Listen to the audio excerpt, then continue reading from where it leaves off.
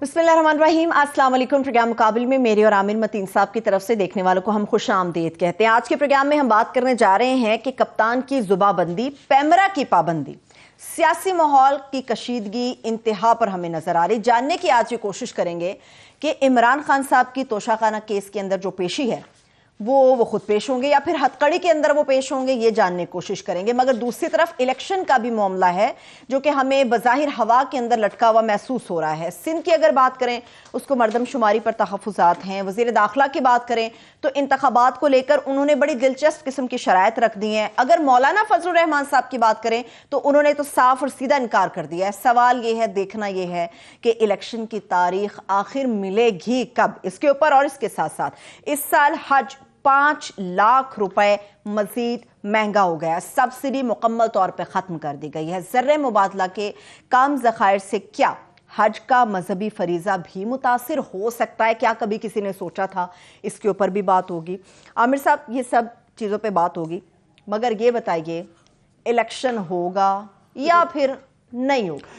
ये कितनी मज़े की बात है कि आप ये मुझसे सवाल कर रही हैं कि पाकिस्तान का सबसे बड़ा इदारा, जो ताकतवर इदारा है, पार्लियामान लेजिस्लेटिव बॉडी है, मगर सबसे बड़ा जिसका रोब होता है वो जुडिशरी है। जुडिशरी का भी सुप्रीम कोर्ट का बेंच, 5 मेंबर बेंच, उसका भी फैसला आ चुका है कि जनाब इस पे करवाएं, एक सदर साहब करवाएं पंजाब के अंदर डेट और एक केपी के गवर्नर करवाएं। फिर भी आप मुझसे ये सवाल कर रही हैं, और सवाल इसलिए कर रही हैं आप कि आज लाहौर के अंदर तो 30 अप्रैल की डेट दे दी हुई है सदर पाकिस्तान ने, मगर पंजाब के लिए, मगर वो शेड्यूल आज वो जो 30 अप्रैल के लिए 54 दिन का दिन है, आज 6 तारीख हो गई है, वो शुरू हो गया है, मगर अभी अनाउंसमेंट फॉर्मल नहीं हुई इलेक्शन कमीशन की तरफ से, अभी भी अमल दरामद नहीं हुआ। केपी से उससे भी ज़्यादा मज़ेदार ख़बरें आ रही हैं कि गवर्नर साहब ने अभी भी, याद रहे गवर्नर साहब के लिए, पंजाब के गवर्नर के लिए और इलेक्शन कमीशन के लिए बड़ी लीनियंट रही है सुप्रीम कोर्ट। इलेक्शन कमीशन के लिए तो उन्होंने कहा जी बिल्कुल उनसे गलती हुई है, शायद मिसअंडरस्टैंडिंग हो गई, उनको बचा लिया। मगर गवर्नर केपी के लिए उनके अल्फाज थे कि इन्होंने breach of his job and duty किया है, अपनी जो नौकरी है उसके अंदर कोताही की है। अच्छा जी हाजी साहब ने, जी हाजी साहब जो हैं, बात ये है उनको एग्जम्पशन होती है, सदर पाकिस्तान गवर्नर्स को एग्जम्पशन होती है, उनके ख़िलाफ़ जो है ना वो अदालती कार्रवाई नहीं हो सकती। मगर कोई वकील साहब फरमा रहे थे कि जनाब उनको तलब नहीं किया जा सकता, मगर उनको डिसमिस किया जा सकता है। और ख़ास तौर पे जब इलेक्शन, जब सुप्रीम कोर्ट ऑफ पाकिस्तान का एडवर्स जुमले आ गए हैं, उसके बावजूद जो है हाजी साहब ने अभी उन्होंने कहा जी मशावरत के मैंने इलेक्शन कमीशन बना दिया है, और मौलाना फजलुर रहमान वही वाली पुरानी बातें रिपीट कर रहे हैं कि देखें ये अभी मुखालफत भी कर रहे हैं। वो कह रहे हैं जी मर्दमशुमारी नहीं हुई, और वही कह रहे हैं लॉ एंड ऑर्डर की सिचुएशन नहीं है, पैसे नहीं हैं, ये नहीं है, लूडो नहीं है। समधी है ना गवर्नर, ऑफ कोर्स गवर्नर भी के समधी भी हैं, उनके साहबजादे वफाकी वजीर भी हैं, उनके एक अदद भाई भी गवर्नमेंट में हैं, आधा ख़ानदान तकरीबन उनका गवर्नमेंट में ही है किसी न किसी तरीके से। तो केपी से ये खबरें आ रही हैं। राना सनाउल्लाह साहब ने सबसे बेहतर बयान उन्होंने दिया है कि जी इलेक्शन करवा रहे हैं, बिल्कुल बस शराइत सुन रहे हैं उनकी। उन्होंने कहा जी कोई जलसा जुलूस, कोई रैली नहीं होगी, अच्छा, ना किसी बंद कमरे में बेलगाम बीप बीप, मैं लफ्ज़ नहीं रिपीट करना चाहता, होगी, ना गाली गलूच, दशनाम तराजी और इदारों पर इल्ज़ाम तराशी होगी, और जो इन पाबंदियों की खिलाफ वर्जी करेगा उसको नाअहल करार दिया जाएगा, फिर इलेक्शन करा ले। अगर ये चीज़ें हों, मतलब वो पंजाबी का एक बड़ा मशहूर नज़म है, उसका आखिरी बंद ये है कि गलियां हो जान सुंजियां विच मिर्जा यार फिरे, कि सब कुछ बंद हो जाए, कोई बोले ना, कोई बात करे, और उसके बाद अकेली जो है ना नून लीग की जाए। और मैं समझता हूँ कि ये करके देख लिया है, राजनपुर के अंदर तकरीबन यही हुआ है कि वहाँ पे उसके बावजूद जीते, और 35,000 साथ में जो है ये मैं समझता हूँ कि ये इलेक्शन से भागने की, मैं समझता हूँ ये जो स्ट्रेटजी होती है, जब ये नज़र आए कि एक पार्टी दौड़ रही है, और पीपल्स पार्टी ने बहरहाल मुल्तान पहुंचे हुए हैं जरदारी साहब, और वो अपनी एक कैंपेन भी कर रहे हैं, और वो भागते हुए नज़र नहीं आ रहे। उनको समझ आया कि पंजाब में उनका वैसे इतने नहीं है, उनकी 2-4 सीटें बस मौजूद हैं, एक 2 मुजफ्फरगढ़ में है, एक रहीम यार खान में है, एक गुजर खान में है। तो वो उनको नज़र आ रहा है कि अगर ये इस तरीके से दौड़ रहे हैं, हम तो कम अज़ कम एक्टिव नज़र आए, तो वो कम अज़ कम अक्लमंदी कर रहे हैं। इलेक्शन से कोई पार्टी नहीं दौड़ती, तो ये जब दौड़ते हैं, जब यूँ करते हैं। अच्छा, दूसरी तरफ जो है मरियम बीबी, जिस किस्म के अल्फाज तस्वीरें दिखा के जजेस की, जर्नलों की दिखाई जा रही हैं, इमरान खान को हत्या की इज्जत पे जो है आगे एक सेशन जज साहबा की बुला के माफी मंगवाई गई थी, और वो भी किया गया था। मरियम बीबी खिलाफ एक सखड़ में तो बुलाया गया है, मगर हाई कोर्ट में उन्होंने दरख्वास्त उनकी वो कर दिया जी कोई ऐसी बात नहीं है। तो एक क्लियरली नज़र आ रहा है कि यहाँ पे बराबर के पलड़े नहीं चल रहे हैं, ये 2 किस्म के उसूल चल रहे हैं। दूसरा ये है कि सबसे बड़ा इशू ये है कि 24 घंटे से एक 24 आवर मैच चल रहा है कि जी इमरान खान गिरफ्तार होंगे नहीं होंगे, स्ट्रेचर पे लाए जाएंगे, हथकड़ी में आएंगे, जहाज में आएंगे, पहुंचेंगे तो नहीं पहुंचेंगे। पूरी एक फिल्म चलती थी, सारा दिन लोग यूँ बैठे हैं कि गिरफ्तार हो गए हैं, वो कह रहे हैं नहीं हो रहे, अच्छा जी पुलिस पहुंच गई है, अब जी पंजाब पुलिस आ गई है, अभी जी इस्लामाबाद की पुलिस आ गई है, अभी वो IG साहब का बयान आ जाता है कि जनाब हमने गिरफ्तार करने के लिए उनको भेजा है। वो कहते हैं नहीं जी हम तो सिर्फ समन देने आए थे, यही नहीं समझ आ रही।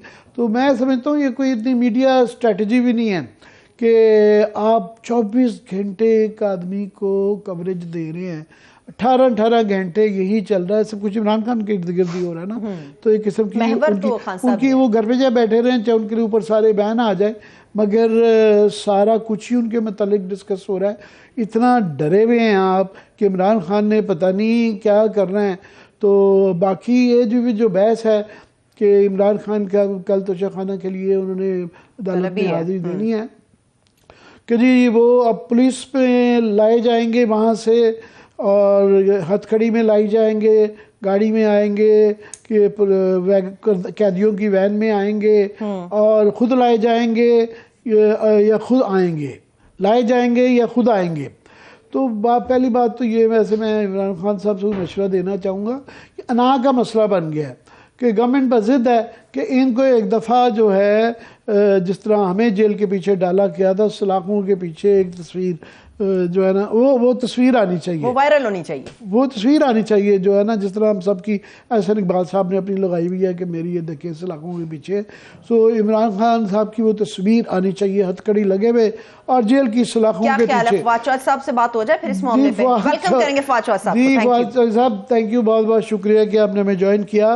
मैं बात कर रहा था कि ये जो सारी बहस चल रही है कि इमरान खान साहब को अदालत में कल पेश किया जाएगा, किस तरह किया जाएगा, हथकड़ी पे आएंगे, लाए जाएंगे या वो खुद आएंगे। तो मेरा ख्याल है कि जो बड़े या हमारे ज़माने में जो सियासतदान होते थे वो तो बड़ी शौक से ऐसी कैद काटा कर रहे थे, तो लग भी जाएगी। तो इतनी अना का मसला बन गया है, तो इससे कोई इमरान खान के कद में कभी तो नहीं आ जाएगी? नहीं, कोई कमी नहीं आ जाएगी। सिर्फ ये है कि आज मैं आपको पता ही है कि ये 76वां केस था जो अभी इस्लामाबाद सेक्रेटेरिएट थाने में जो है वो कटा है, और 28 जिसमें 30 जो है वो क्रिमिनल केसेस हैं, बाकी दूसरे केसेस हैं। तो 76 केसेस का सामना जो है वो इमरान खान कर ही रहे हैं, तो वो इशू नहीं है इसमें। बदतरीन ये हुकूमत ने तौहीन मजहब और टेररिज्म के जो अपने सियासी मुखालफों के खिलाफ इस्तेमाल किया, वो इससे पहले कोई प्रेसिडेंट नहीं है। केसेस क्या है? केस ये है कि जब ये मदीना मुनव्वरा गए और वहाँ पे लोगों ने चोर चोर के नारे लगाए, ये वापस आए और इन्होंने हम पे ब्लास्फेमी के केसेस कर दिए। उसके बाद इलेक्शन कमीशन के बाहर मुजाहरा किया जिसमें एक गमला नहीं टूटा, इमरान खान वहाँ मौजूद नहीं थे, वो टेररिज्म का केस हो गया। और इसी तरह के और बेहुदा मुकदमे हैं सारे के सारे जो इन्होंने बनाए हुए हैं।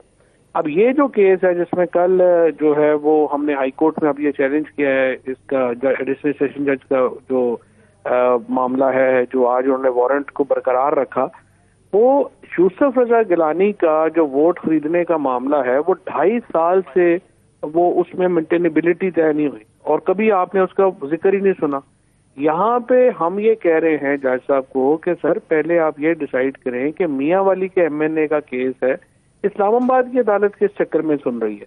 पहले आप समनिंग और मेंटेनेबिलिटी तय करें और उसके बाद आप आगे बढ़ेंगे और फिर समन करें, फिर वो नहीं आते फिर वारंट करें। अगर ये हाई कोर्ट में हमने इसको कल चैलेंज किया, हाई कोर्ट अगर नहीं करेगी तो हम सुप्रीम कोर्ट जाएंगे। सो जाहिर है कि ये हमारी लीगल ऑप्शंस हैं और वो हम उनको उसके मुताबिक इस्तेमाल करेंगे। बाकी ये हुकूमत एक हिस्टीरिया का शिकार है, ना इनके पास कोई पॉलिटिकल नैरेटिव है, ना कोई इकोनॉमिक नैरेटिव है। और आप देख रहे हैं कि आपने बिल्कुल सही कहा कि इनको शौक है कि इमरान खान को दिखाना है जेल में।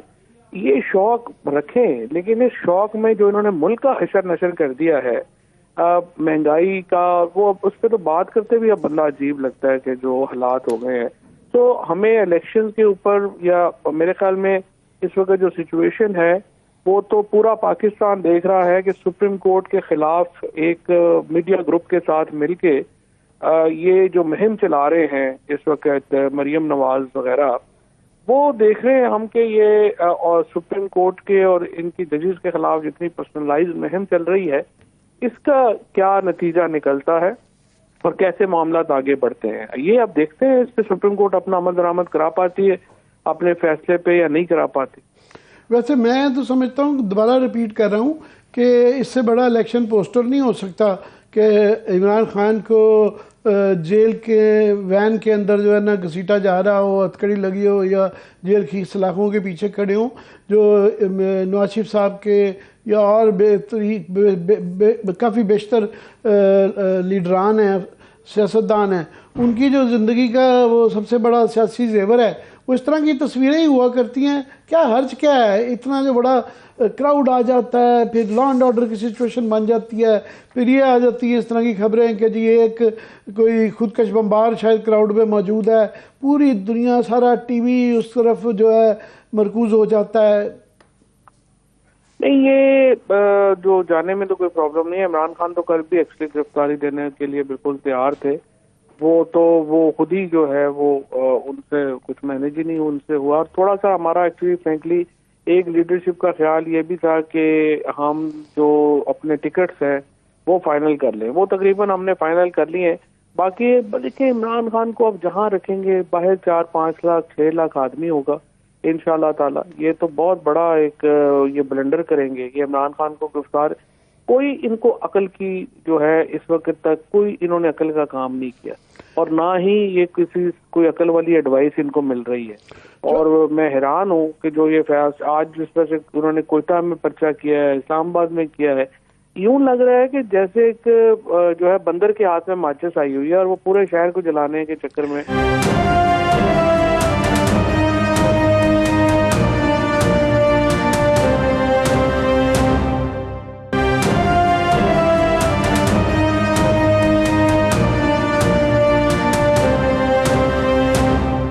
चारी साहब, आपको इलेक्शन होते हुए नज़र आ रहे हैं 2 सूबाई असम्बलियों के आज शेड्यूल पंजाब इलेक्शन कमीशन का पंजाब के लिए 30 अप्रैल डेट आ गई है, मगर नहीं अभी तक उन्होंने ऐलान किया। KP के गवर्नर साहब अभी वो मुशावरत के लिए बुला रहे हैं और इस तरह के मौलाना फजल रहमान के बयान आ रहे हैं। मुझे नहीं लगता कि वो वज़ीद हैं कि इलेक्शन के बारे में होते हुए आपको नज़र आ रहे हैं इलेक्शन। आमिर साहब, अभी तक इलेक्शन कमीशन ने तो सुप्रीम कोर्ट पे फैसले पे अमल दरामद की एक एफर्ट की है और कल का दिन है। अभी कल 54 डेज मुकम्मल होते हैं, तो अगर इलेक्शन कमीशन कल शेड्यूल जारी करता है तो ये सुप्रीम कोर्ट के फैसले को वो कंप्लाई विद कर रहे होंगे। लेकिन यहाँ मैं ये आपको बता दूं कि इसके अलावा कोई हल भी नहीं है, क्योंकि इस वक्त ये है कि ये जो कैबिनेट्स बैठी हुई हैं, ये 30 अप्रैल के बाद एक दिन भी होता है तो देखे ना, किसी ने यहाँ पे जो कोरोना रोकने वाले हैं उनके खिलाफ तो कार्रवाई नहीं होती और सारे के सारे कैबिनेट मेंबर्स जो हैं वो फिर यहाँ पे आपको पता है कि उनकी तरफ तो एग्जीक्यूशन नहीं होती, ये सिविलियन एग्जीक्यूट हो जाएंगे आर्टिकल 6 के लगे पहली दफा। क्योंकि ये अगर यहाँ पे रहते हैं तो इसका मतलब ये है कि वो सर्व कर रहे हैं आइन को भी और सुप्रीम कोर्ट के ऑर्डर्स को भी, और ताकत जब तक रहे उस वक्त तक रहती है। आपको पता है, आपने तो इतने सालों से आप देख रहे हैं कि कैसे रेत की तरह अचानक ही पता चलता है कि जो सारा इख्तियार है वो निकल गया मुट्ठी से। ये जब इख्तियार निकल गया और ये इनको असल प्रॉब्लम्स आनी है, और यही इलेक्शन कमीशन के भी जहन में है। और इलेक्शन कमीशन को जो कुछ भी ब्लैकमेल किया गया, धमकियां दी गई, अब तक इलेक्शन कमीशन जो है वो सुप्रीम कोर्ट के अहकामात के ऊपर अमल करता हुआ दिखाई दे रहा है। और अगर ये जो गवर्नर केपी जो है ये भी कल या परसों में डेट नहीं देता, तो जाहिर है कि ये भी फिर जो है ये इनके ऊपर भी कार्रवाई जो है वो अमल में आ जाएगी। चलें, खुशी की बात ये है कि आपके इलेक्शन कमीशन के मतलब गिले शिकवे कम से कम दूर हो गए हैं। मगर ये बताएं, इमरान खान साहब, इमरान बात नहीं है, देखिए जब सही काम कोई कर रहा होगा तो हम कहेंगे सही कर नहीं, रहा है। अच्छी बात है, अच्छी बात है, इदारों के दरमियान बेहतर ताल्लुकात होने चाहिए। मगर मेरा सवाल था कि इमरान खान के ऊपर अब पाबंदी लग गई है कि ना उनकी रिकॉर्डेड और लाइव किसी किस्म की भी उनकी नशरियात नहीं की जा सकती हैं, और लोग ये आर्गूमेंट देते हैं उनके मुखालिफ ख़ास तौर पे कि जनाब आगे देखें ना, नवाज शरीफ के ऊपर भी तो बैन लगा था, और अल्ताफ़ हुसैन की तो खैर बिल्कुल ही नौयत डिफरेंट थी, मगर उसका भी हवाला दिया जाता है कि उनके ऊपर भी बैन लगा था। तो इसमें क्या नई बात है? ये तो देखे ना एक मुनाफिकाना, और ज्यादातर जो मुनाफिक लोग हैं वो ये देते हैं आर्गुमेंट। उसकी वजह ये है, हमारा तो फ्रेंकली इतना बड़ा मसला नहीं है, हम तो पहले भी अपने मीडिया के लिए ज्यादा सोशल मीडिया के ऊपर फोकस्ड हैं, और हम इतना कोई नहीं करते। लेकिन ये जो मीडिया खुद है वो भी तो जिंदगी में कोई अपने राइट्स के लिए खड़ा हो ना। यहाँ पे जो तंजीमें हैं उनका हाल ये है कि ये 4 दिन पहले इस्लामाबाद में सहाफियों को पुलिस से कुटवाया गया, और आज उन्होंने जो ऑर्गेनाइजेशन है उन्होंने आजम तारड़ को बुला के हलफ ले लिया। और ये भी जो अमेंड ने कल बड़ा अच्छा पावरफुल बयान दिया है इसके ऊपर। लेकिन ये तो मीडिया का काम है जाके अपनी आज़ादियों की हिफाजत करे। अगर इस तरह से पाबंदियां लगनी शुरू हो गई, इमरान खान को अगर आप टीवी पे नहीं दिखाएंगे, लोग पहले ही नहीं देख रहे, बिल्कुल ही नहीं देखेंगे, ये तो आपकी नौकरियों का खत्म होगी और मीडिया खत्म होगा, हमें तो कोई फर्क नहीं पड़ता। सही। अच्छा फवाद चौधरी साहब, आमिर साहब की इजाजत से 2 अहम पॉइंट्स हैं जिसके ऊपर मैं चाह रही हूँ कि आपसे बात कर सकूं। फवाद चौधरी साहब, ऐसे में जबकि खान साहब के ऊपर पाबंदी है, खिताब, उनकी नशरियात या उनके मामला जितने भी हैं उसके ऊपर मुकम्मल पाबंदी लगा दी गई है, क्या ऐसे में खान साहब कोर्ट को फेस करेंगे? अगर वो फेस करते हैं या वो नहीं करते, तो ऐसे में मुल्क का वजीर दाखिला कहता है कि हम फिर जबरदस्ती उन्हें पकड़ेंगे और फिर पेश कर दिया जाएगा। आप लोगों की स्ट्रेटेजी क्या होगी फिर? उन्होंने राना सनाउल्लाह ने तो कहा है अभी कि वो तो इमरान खान के दुश्मन है, और अभी उन्होंने ये फरमाया कुछ देर पहले, और उन्होंने कहा कि हम तो दुश्मनी में ही जा रहे हैं, जिस हद तक जा रहे हैं तो आप अंदाजा लगा लें इससे कि ये कितने बोनाफाइड हैं। लेकिन केसेस का सामना तो हम एक इतने मज़ाका खेज केसेस हैं, उनमें ये जो सारे लोग इस वक्त लगे हुए हैं, आप एक तो देखिए ना, ये जो मरियम नवाज एंड कंपनी है, ये वो सारे ही लोग हैं इनमें जिन्होंने जिंदगी में कभी काउंसलर का इलेक्शन भी नहीं लड़ा।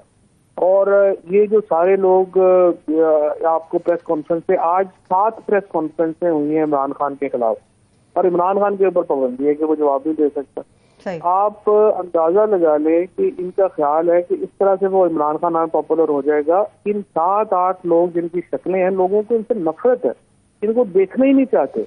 और ये मरियम नवाज एंड कंपनी जो जिंदगी में कभी काउंसलर का इलेक्शन नहीं लड़ सकी, वो आके हमें बता रही है कि सियासत में इमरान खान को आउट कर दे ताकि गलियां ओजन सुलियां विच मिर्जा यारपुर। मैं आपको यकीन दिलाऊं, मरियम अकेली भी रह जाएगी ना अगर इस पाकिस्तान की सियासत में, ये फिर भी इलेक्शन हार जाएगी। जो इस वक्त हालात है, इस वक्त इलेक्शन है पाकिस्तान तहरीक इंसाफ के उम्मीदवारों में और उन उम्मीदवारों में जिनको हमें टिकट नहीं दे सकते। आजाद उम्मीदवार वर्सेस पीटीआई इस वक्त इलेक्शन है।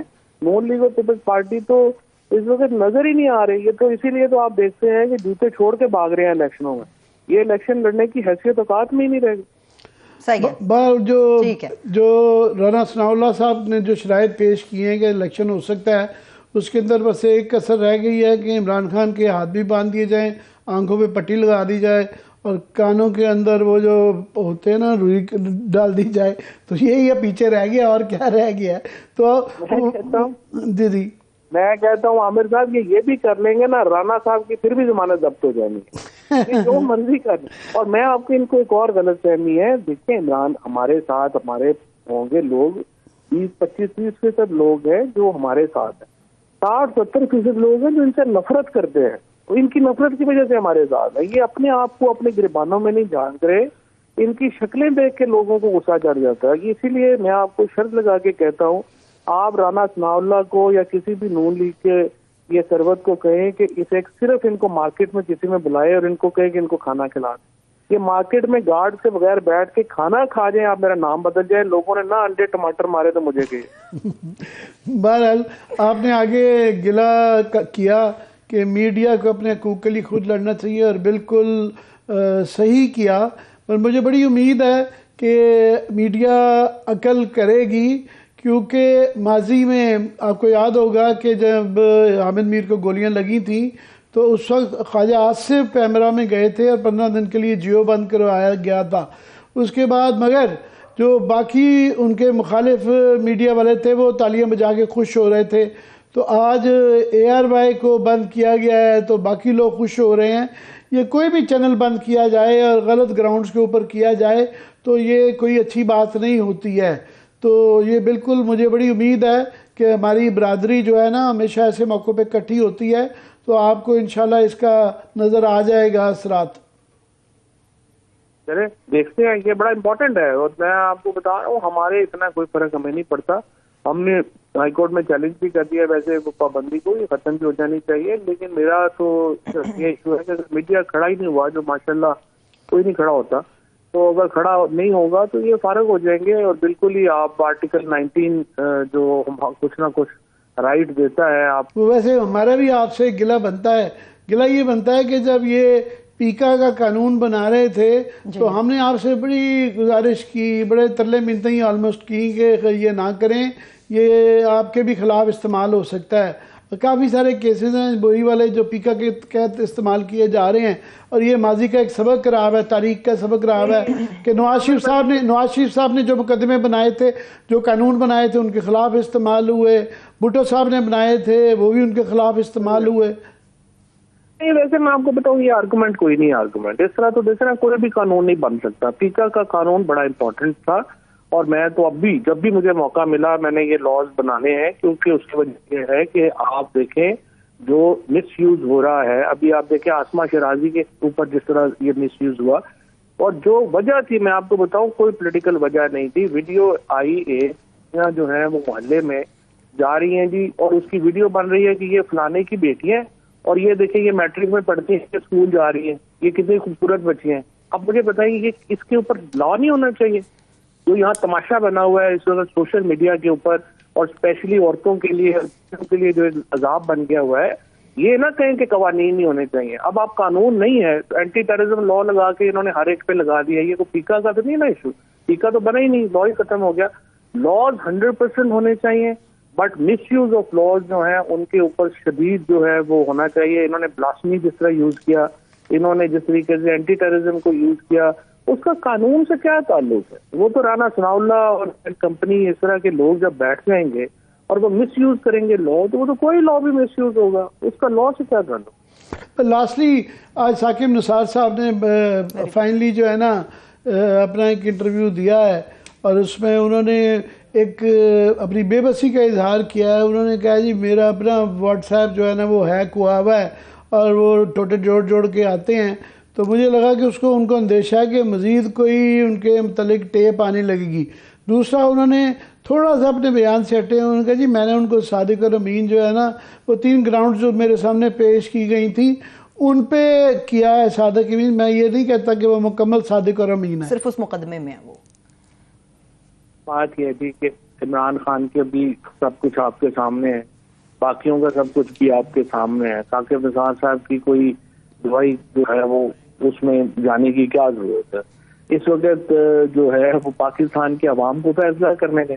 फैसला जो है वो सिर्फ साकिब निसार साहब ने या इसमें 1-2 टेलीविजन ने तो बैठ के नहीं ना करना। फैसला तो पाकिस्तान के लोगों उस फैसले से इतने घबराए हुए हैं कि वो उस तरफ जाने को ही तैयार नहीं है। लोगों की तरफ जब आप इनको कहें कि जी अवाम को फैसला करने दें, ये कभी कदर भाग जाते हैं, कभी किधर भाग जाते हैं। आप देखें कि इन्होंने जो पाकिस्तान का हशर किया है 10-11 महीनों में, ये जो जीनियस हमने बनाया था शहबाज शरीफ के नाम का प्राइम मिनिस्टर और बिलावल भुट्टो जो अब बनाया हमने फॉरेन मिनिस्टर। फौज साहब एक आखिरी सवाल, फिर मुझे ब्रेक की तरफ जाना है।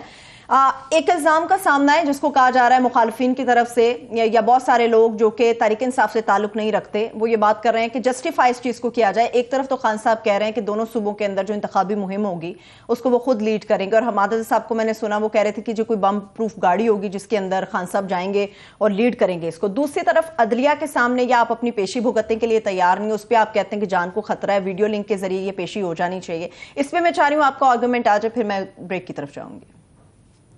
नहीं, तैयार है जाने को, वहां पे भी तैयार है। मसला ये है कि हमने सिर्फ ये कहा है कि सिक्योरिटी अरेंजमेंट जो है वो होने चाहिए। हमें एक्चुअली पहले हुकूमत ने दिया, बट हुकूमत से ज्यादा इम्पोर्टेंट ये था कि हमें जो हमारे कुछ दोस्त हैं या आप समझिए कि जो वेल विशर्स हैं, क्योंकि केपी में 9 साल पीटीआई की हुकूमत रही है और वहाँ पे बहुत लोग हैं जिनके जो जानते हैं सिचुएशन को, उन्होंने जो है वो बड़ी डिटेल्ड जो मंसूबा है इमरान खान निशाना बनाने का, स्पेशली स्टेट कचहरी इस्लामाबाद में, वो टिप ऑफ किया। लास्टली बिल्कुल लास्टली कि कल जो है आपको क्या उम्मीद है कि अदालत से आपको जमानत मिल जाएगी या इमरान खान इस्लामाबाद में आके पेश होंगे? नहीं, उस ऑफिस में मिल जाएगी, तो ऐसा इंशाल्लाह इसमें कोई ऐसा इशू ही नहीं है। हाजिरी का सिर्फ मामला है। आज तक कभी हुआ ही नहीं है कि इस तरह से आप वारंट ऑफ अरेस्ट जारी कर दे पहले बगैर उसके लीगल फॉर्मेलिटीज पूरे किए। ये तो कमाल ही किया है इन अपना एडिशनल सेशन जज साहब ने। उनको चाहिए था कि वो मौका देते और पहले अपनी जो केस है उसको चलने देते, उसकी मेंटेनेबिलिटी और समनिंग को देखते, उसके बाद इसको देखते। केस है ही कोई नहीं, मजाक है ये केस थोड़ा ही। चाहिए। बहुत शुक्रिया, thank you so much. Fawad Chaudhry साहब हमारे साथ मौजूद थे। आमिर साहब एक ब्रेक की तरफ चलते हैं, वापस आके तो मेरा ख्याल है पॉलिटिकल गुफ्तगू के लेके आगे बढ़ेंगे। Stay with us.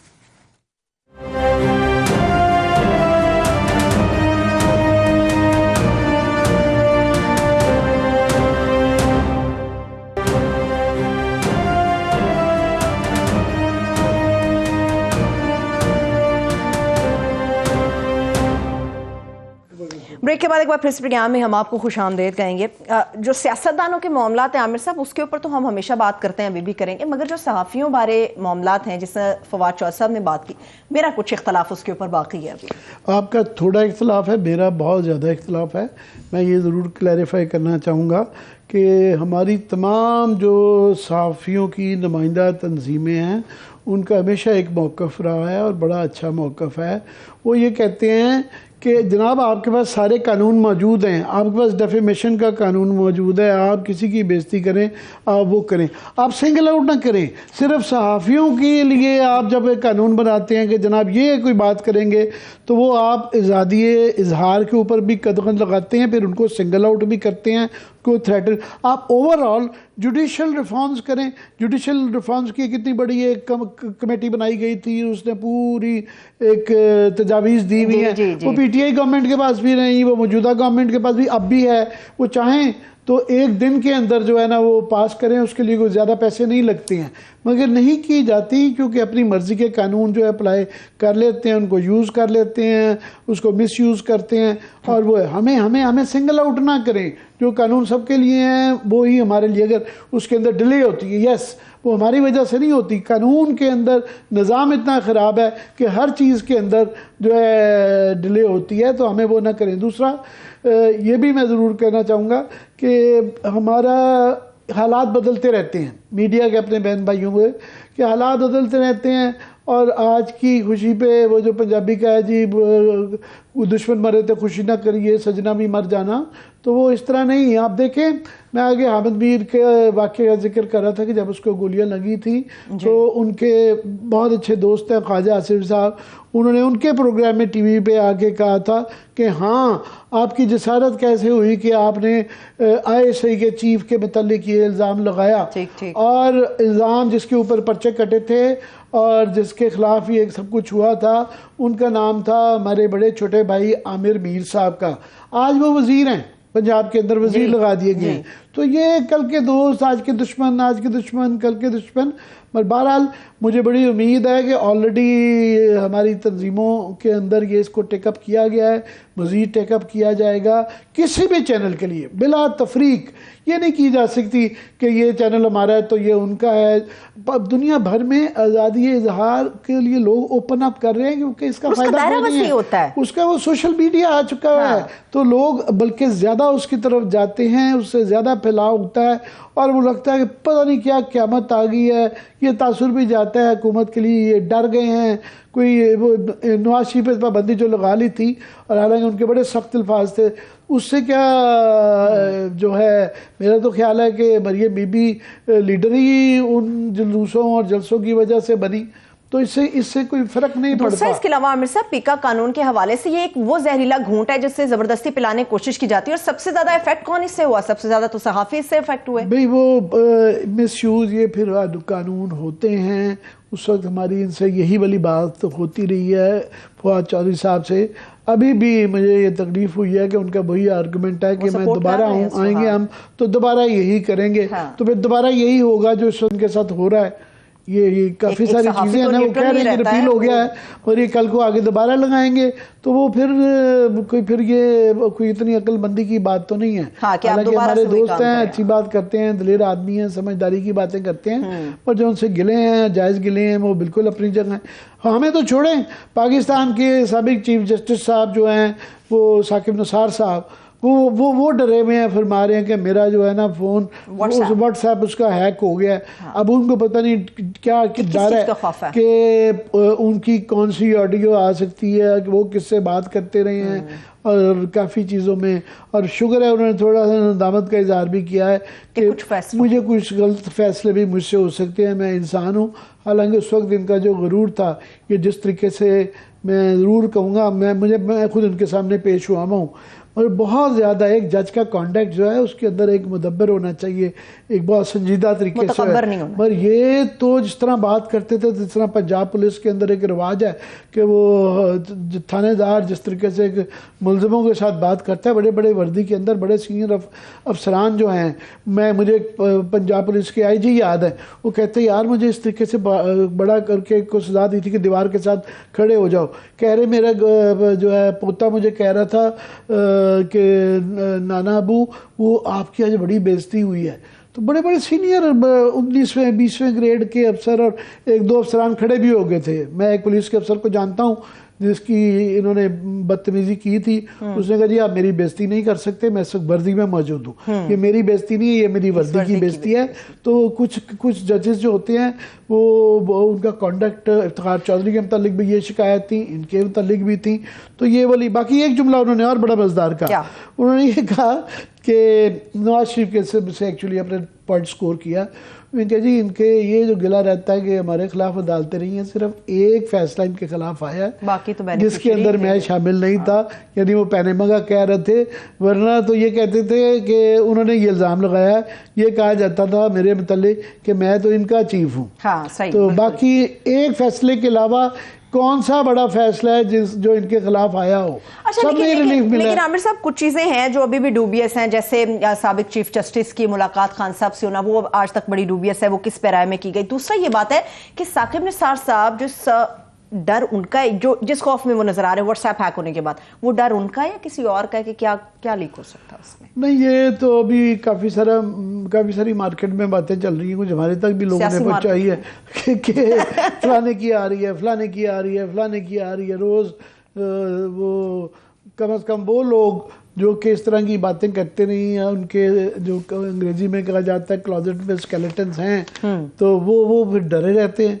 तो जिसने अगर कुछ किया या उसका माजी या ज़मीर साफ है, उसको कोई डर नहीं है। तो बस वही लोग डरते हैं जिन्होंने इस तरह की बातें की हुई हैं। मगर वो ये ज़रूर है कि अभी तक मैं ज़रूर चाहूँगा कि जिनके मुतालिक आती है उनके मुतालिक इंक्वायरियाँ भी होती हैं, सज़ा भी होती है, मगर अभी तक करने वाले को किसी को सज़ा नहीं मिली।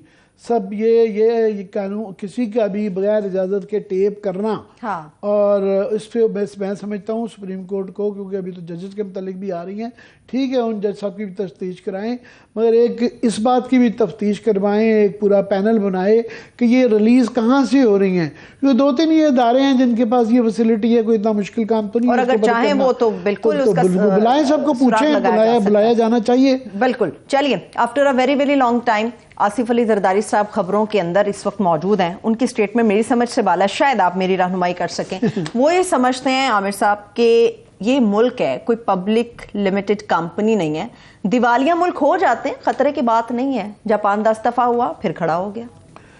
पर ये बुनियादी तौर पे आसिफ जरदारी साहब बिजनेसमैन हैं, सियासतदान ज़रूर बन गए हैं, सियासतदान ज़रूर बन गए हैं, मगर ये इनको पाकिस्तान के किसी भी जो आप इकोनॉमिस्ट से पूछ लें कि इसके कॉन्सिक्वेंसेस क्या होते हैं जब ये आप दिवालिया हो जाते हैं, आप पे ये ठप्पा लग जाता है और उसके बाद से नेक्स्ट आपकी क्रेडिबिलिटी नहीं रहती है और उसके मुज़मरात पूरी दुनिया में आ जाते हैं, दिवालिया वालों के लिस्टों में आ जाते हैं। अभी हम क्योंकि मैनेजेबल हालात हैं, हम ये बच सकते हैं और उसके लिए आप अपनी एक बिल्कुल एक वक़्त होती है और ये सिंबॉलिकली बड़ा इंपॉर्टेंट होता है। उसकी मैं छोटी सी मिसाल दे दूं कि जो अमेरिकन सिविल वॉर हुई थी उसके बाद जो जीत गए थे, यूनियनिस्ट जीत गए थे और वो कन्फेडरिस्ट जो थे नीचे वाले साउथ वाले हार गए थे, तो साउथ वालों का कर्जा बड़ा बेताशा था, अरबों रुपए का, अरबों डॉलर्स का,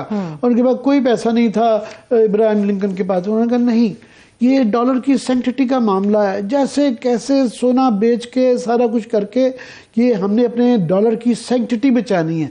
सो इसी तरह ही आपने अपने रुपए की, अपनी इज़्ज़त की, अपने मुआशी तशख़्ख़ुस की इज़्ज़त बचानी होती है। तो ये एक ऐसी, मैं समझता हूँ, पता नहीं लाइटर रेंज में कर दिया वो कोई तरह जुमले साझी कर देते हैं कि कोई ऐसी बड़ी बात नहीं है, वो है पहले आप इस हालात तक पहुँचाएँ और फिर कहें ऐसी कि कोई बड़ी बात नहीं है। ये मैं समझता हूँ गैर संजीदा बात है। ठीक है, क्या आप ये बात भी समझते हैं कि IMF के हवाले से जो एक्सपेक्टेशंस हैं कि जल्द ही उनके साथ एक एग्रीमेंट साइन हो जाएगा? जैसे डॉलर चंद पैसे अभी नीचे आया, 57 अराउंड 57 पैसे नीचे आया, आपको लगता है कोई उम्मीद की जा सकती है कि हालिया कुछ दिनों के अंदर ये मुआहदा हो जाएगा? वो तो उम्मीद तो हमें तो पूरे पाकिस्तान का दुआ करके करनी चाहिए, मगर ये है कि ये हर हफ्ते ये ऐलान कर देते हैं कि अब होने वाला, अब होने वाला, जो क्लियरली नज़र आ रहा है वो गोल पोस्ट बढ़ाते जा रहे हैं। और ये जिस किस्म के बयान दे रहे हैं कि इलेक्शन नहीं करवाने, उनको क्या प्रॉब्लम है? उनको प्रॉब्लम सबसे बड़ी ये है कि जनाब सियासी बेयकीनी है, यहाँ अदम इस्तेहकाम है, पता ही नहीं कल को क्या होना है। तो वो चाह रहे हैं ज़रा ये जो फॉग है ये हटे, कुछ चीज़ें क्लियर हों ताकि वो भी फैसले कर सकें। जब खुद गवर्नमेंट रोज़ इस तरह के बयान दे देती है कि जिससे कि एकदम कन्फ्यूजन हो जाता है, तो उससे IMF भी अंधी तो नहीं है ना, वो भी देख रही है कि पता नहीं हमें जो पैसे देने हैं और जिनसे लेने हैं क्या ले पाएंगे, क्या उस हालात में हैं। दूसरा वो एतबार नहीं है, वो कहते हैं ये चीज़ें हमारी करेंगे तो फिर हम पैसे देंगे। वो पुराने ज़माने कहेंगे कि पैसे दे देंगे, बाद में तरले करते रहें कि जी ये करें वो करें। वो जी मेरी दुआ हो जाए क्योंकि मुल्क के लिए बहुत ज़रूरी है। दुआ से आपकी बात याद आई, मैं ब्रेक की तरफ जा रही हूँ, मगर आमिर साहब के भी दुआ के लिए हाथ उठे हैं और दुआ के लिए बड़े लोगों ने हाथ उठाने थे अल्लाह के घर की ज़ियारत करके पाकिस्तान के लिए, मगर लगता है कि डॉलर यहाँ भी आड़े आ गया है, दुआ के लिए लोग नहीं जा सकेंगे। वापस आके मैं आपके साथ पूरी तफसील शेयर करूँगी, हमारे साथ रहिए।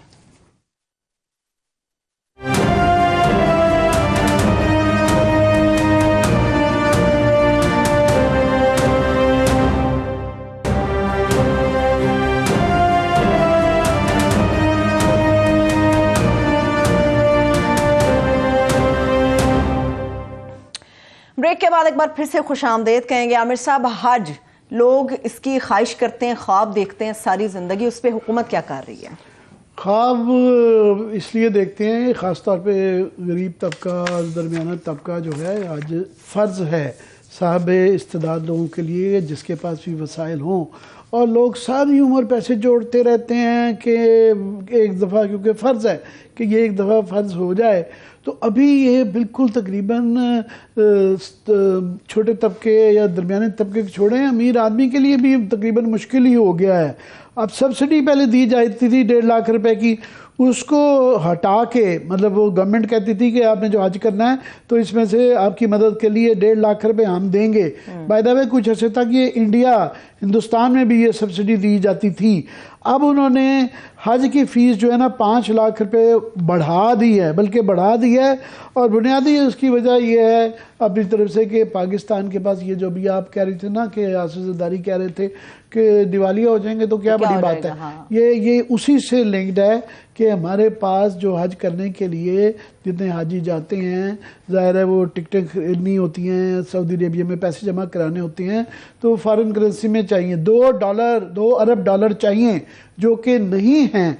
ऑलरेडी 3 और 4 के दरमियान 2-2.5 तक भी आए हैं, हमारे रिजर्व्स रह गए हुए हैं, तो उनके पास है नहीं। उसके बाद हमारे जो वहाँ पे बहुत बहुत बड़े अक्लमंद जो है वो बैठे हुए हैं, जो ब्यूरोक्रेट्स, उन्होंने एक बड़ा अच्छी तरीके डाली। उनका जी ऐसा करते हैं कि ओवरसीज़ पाकिस्तानियों का हज का कोटा ना 25 से 50% कर देते हैं। हज स्पॉन्सर प्रोग्राम भी ओवरसीज़ के कोटे में शामिल हो गया है। और जो है जो स्पॉन्सर जो हैं वो ओवरसीज़ पाकिस्तानियों की फ़ीस की अदायगी डॉलर्स में करेंगे। स्पॉन्सर जो हैं वो प्रोग्राम के लिए ओवरसीज़ पाकिस्तानी और उनके रिश्तेदार भी हैं। मकसद ये है कि बाहर के वो समझ रहे हैं कि यहाँ पे डॉलर भेजेंगे तो यहाँ से पैसे हों। मैं इनकी अकल की दाद इसलिए देता हूँ कि कौन पागल होगा जो कि लंदन में रहता है, अमेरिका में रहता है, वो पाकिस्तान आएगा और इनको पैसे दे के फिर सऊदी अरेबिया जाएगा। वो सऊदी अरेबिया की वहाँ पे एम्बेसी है, वो वहाँ पे पैसे देगा और उसके बाद जो है वो सऊदी अरेबिया चले जाएगा। या इवन अपने रिश्तेदार किसी के स्पॉन्सर करना चाहता है किसी वालदैन को, वो वालदैन को वो लंदन बुलाएगा कि अम्मी अब्बू आपको साथ लेके जाता नहीं, साथ वो प्राइवेट लेके जाएगा, प्राइवेट लेके जाएगा। और ये जो है इनका पता नहीं क्या आमिर साहब, हमारा इस्लामी जमहूरिया पाकिस्तान है, इसकी तफसील बाकी भी आमिर साहब तफसील को। ये इस्लामिया जमहूरिया पाकिस्तान है जिसके अंदर कुरानी आयतों को पोस्ट किया जाता है, लंगर खानों के नाम पे अपना वोट बैंक पक्का किया जाता है। एक बूढ़ा आदमी एड़ियां रगड़ता है कि मैं हज के लिए चला जाऊंगा, तिनका जमा करता है। एक मां मरने से पहले कहती किसी तरह अल्लाह के घर की जियारत कर लूं।